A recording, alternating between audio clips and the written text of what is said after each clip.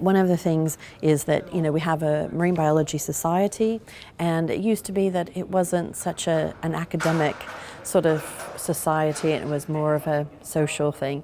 But what they've done now and changed over the last probably 4 or 5 years is that there is the sort of academic side where they're going out and working with organizations, so whether it's the Marine Biological Association, PML, whatever, and doing surveys. So students get to work with other people outside of the university. And this is a student-driven initiative.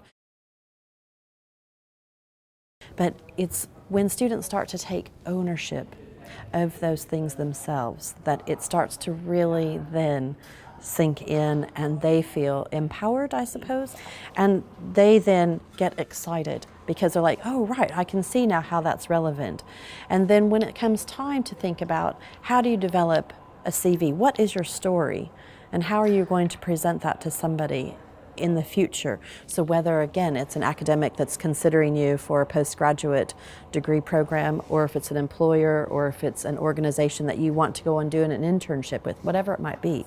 And those that go on and do that, I think, have a wealth of sort of material to start to pull from, to start to develop their story, who they are, and what they can offer somebody in the future.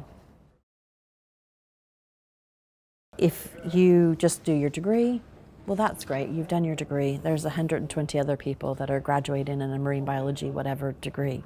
But what else have you done? And that's always the question, is what else have you done? How can you illustrate your initiative? Because most, employers will say, okay, well, we can train you because obviously we want you to do what, we want you to do within our particular culture. And then how are you, but do you have the initiative to learn and to engage in that process? Can we shape you? Are you willing to, come with us on that journey, and so on? So I think for the students that do, and they understand the importance of that, some, realize that a little bit too late. They might realize that in third year.